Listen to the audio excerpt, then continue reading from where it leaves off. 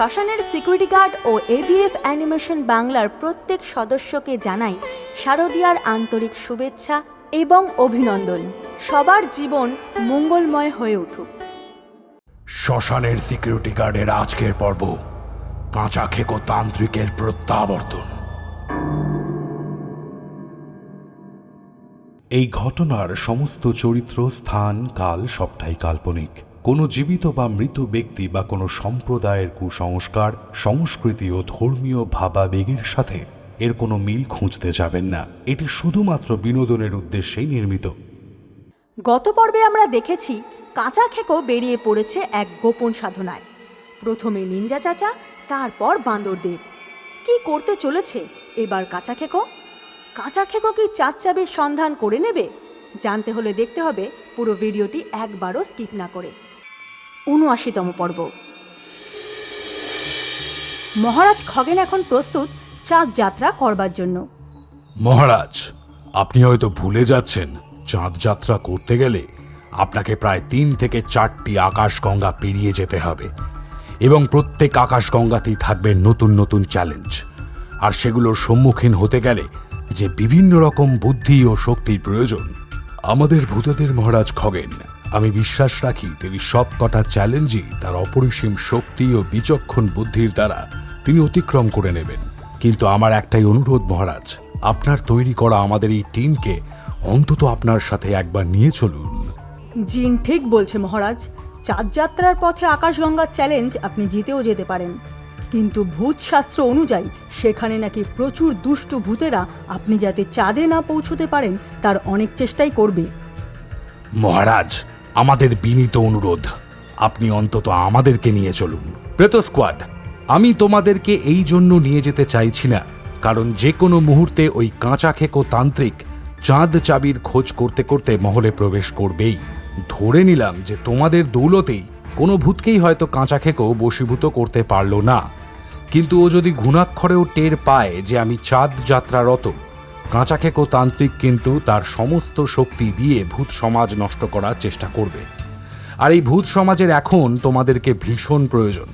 তাই আমার কথা শান্ত হয়ে বোঝো আর আমাকে যাত্রার জন্য অগ্রসর হতে দাও। আপনার যা ইচ্ছা মহারাজ, প্রেত স্কোয়াড আপনার, আর আপনার আজ্ঞাই শিরোধার্য। জয় মহারাজ খগেনের জয়, জয় ভূতেদের জয়। মহারাজ চাঁদের উদ্দেশ্যে রওনা হলেন। ওদিকে কাঁচা খেকো তান্ত্রিক তার ডেরায়।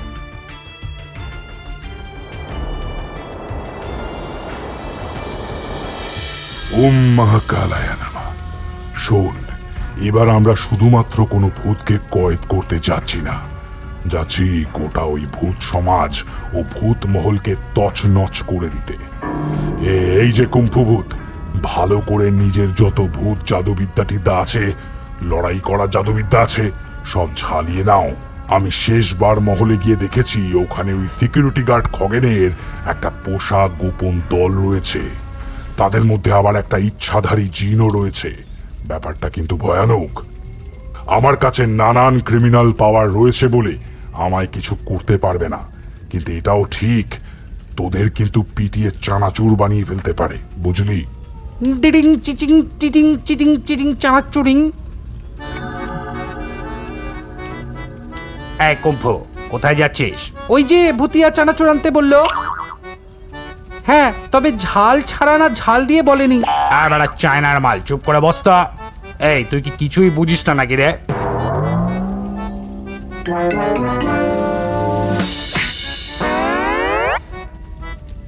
ওম মহাকালায় নামা। এই চাইনিজ টুনি লাইটটাকে দলে না নিলেই পারতাম। যাই হোক, সবাই তৈরি তো? আমরা সবাই তৈরি সর্দার, কিন্তু একটা প্রশ্নও আছে। এই যে আপনি এত ক্রিমিনাল শক্তি টক্তি দিয়ে ভরপুর, এরকম শক্তির ট্রেনিং কি আমরা পেতে পারি না? তবে তো আমরাও একটা আপনার মতোই মনস্টার হয়ে উঠতাম। আসলে সাধারণ ভূত তো ভয় লাগে, এসব টিম রেখেছে আবার ওই ভূতেরা। ওম মহাকালায় নামা। আমার মতো হবি, আমার মতো ক্রিমিনাল শক্তি রাখতে চাস? খুব সহজ মনে হয়, তাই না? শোন তবে, এই শক্তিগুলো আমি কিভাবে পেলাম। আমাকে যখন ওই সিকিউরিটি গার্ড খগেন তার বোতলাগারে বন্ধ করে রেখেছিল, আমার সাথে অনেক ক্রিমিনালই সেখানে বন্দী ছিল। কিছু ক্রিমিনাল ছিল অনেক পুরনো আর কিছু ক্রিমিনাল ছিল নতুন। একটার মধ্যে সাপের বিষ আছে, একটা আবার ওঝা, আরেকটা আবার বেয়াদব ভূত। সেসব নানান রকম সম্ভার। দিনের আলোয় যখন সমস্ত ভূতেদের সিকিউরিটি গার্ডরা ঘুমিয়ে পড়তো, তখন আমাদের ওই বন্ধ অবস্থাতেই আড্ডা শুরু হতো। আমার থেকে একটু দূরে বোতলবন্দি ছিল হারমোনিয়াম ভূত। কি হারমোনিয়াম ভূত? হারমোনিয়াম আবার ভূত? চিঙ্কি পুঙ্কু পুত পুত হারমোনিয়াম কা ভূত। হ্যাঁ, হারমোনিয়ামের ভূত। তাকে বন্দি করেছিল ভূতেদের অনেক আগের এক মহারাজ।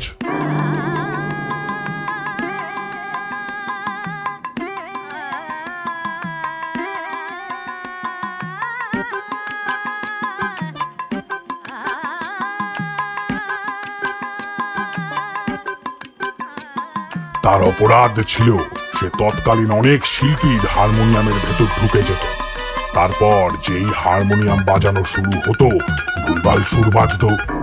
তারপর আর কি, জনতা খেপে গিয়ে জুতো, পচা ডিম, কাঁচা টমেটো ছুঁড়ে মারত শিল্পীর দিকে। এমন করে যে কত শিল্পী মারা গিয়েছে তার কোনো হদিস নেই। এই ভূতের খবর গেল তৎকালীন ভূতেদের মহারাজের কাছে। তারপর আর কি, বেচারা হারমোনিয়াম ভূতকে তুলে নিয়ে এসে বোতলবন্দি করা হয়েছিল। সে কয়শো বছর ধরে বোতলবন্দি সে নিজেও ভুলে গিয়েছে। এক সেকেন্ড সর্দার, এর ক্রিমিনাল শক্তি নিয়ে আপনি কি করবেন? শেষে আপনাকেই না জুতোর বাড়ি খেতে হয়।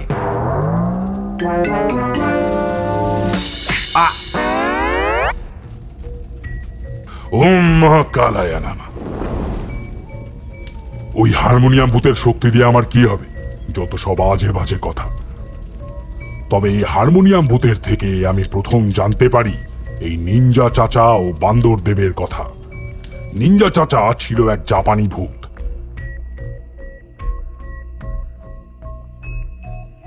এই শহরে আসতে পেরে নানান মানুষের একেবারে কাছাকাছি পৌঁছে গিয়ে সবার ঘাড় মোটকে দিত।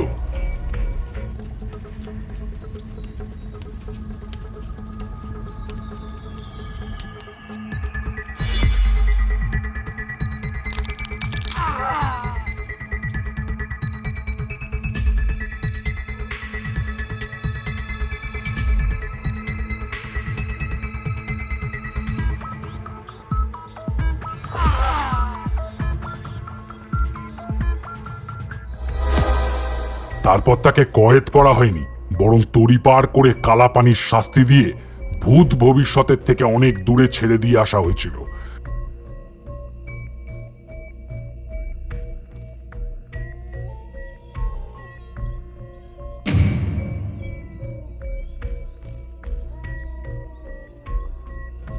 হারমোনিয়াম ভূতের মুখে শুনেছিলাম সে বড়ই ভয়ঙ্কর নিনজা টেকনিকে মানুষের ঘাড় মোটকে দিত।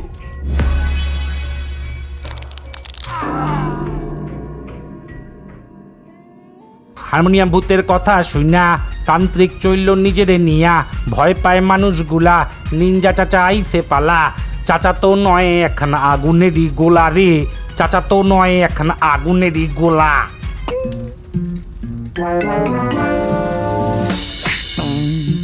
বেশ হয়েছে, বেশ হয়েছে। সিরিয়াস টপিক নিয়ে আলোচনা করছি, যত সব বাঁচলামও। তা সর্দার, আপনি কিভাবে তার শক্তি পেলেন? ওরে, আমাকে এত বছর বন্দি করে রাখা হয়েছিল যে আমি কোনো শরীরেই ঢুকতে পারছিলাম না। পুতুল টুতুলে ঘুরে বেড়াতে হচ্ছিল।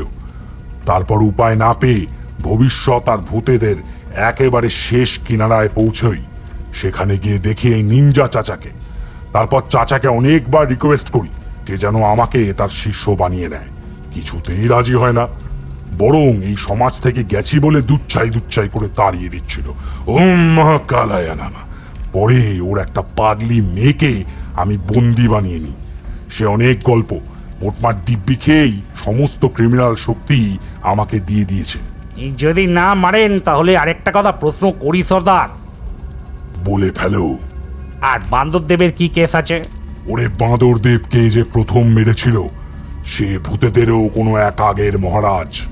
তারপর ভূত সমাজে গিয়ে বাঁদরদেব বাদর হয়ে যে সমস্ত অপমান সহ্য করেছিল সবকিছু বদলা তোলার জন্যে সে কঠিন থেকে কঠিনতম ভূত জাদুবিদ্যা শক্তির দ্বারা নিজেকে তৈরি করে এবং তারপরে সবার আগে প্রতিশোধ নেয় ভূতেদের তৎকালীন মহারাজের সাথে।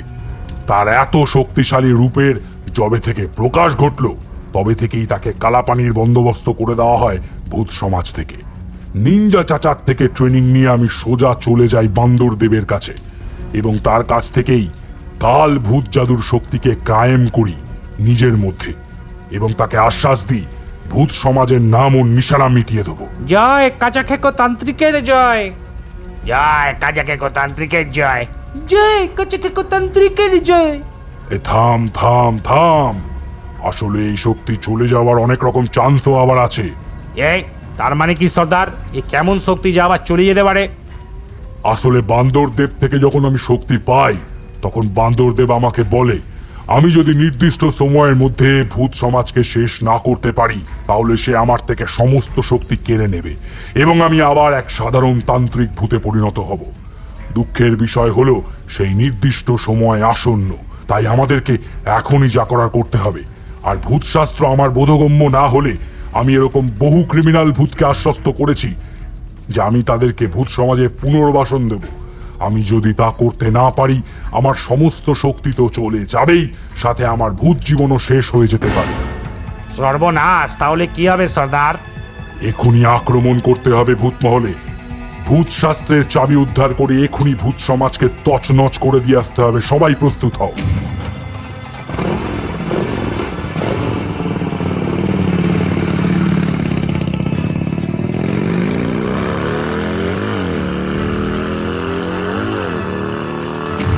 কুম্ভভূত এক দূরবীন বার করে ভূত মহলের ভেতরে দেখতে থাকে। সবাইকে দেখতে পায় কিন্তু মহারাজ খগেনকে দেখা যায় না। চামুলিকা চিঙ্কি পিঙ্কি পাঙ্গা লেখা, মহারাজ খগেন তো মহলে নেই ভূতিয়া। নেই মানে? কোথায় সে? আমাদেরকে এখানে অপেক্ষা করতে হবে একটা সঠিক সময়ের জন্য। Position halt.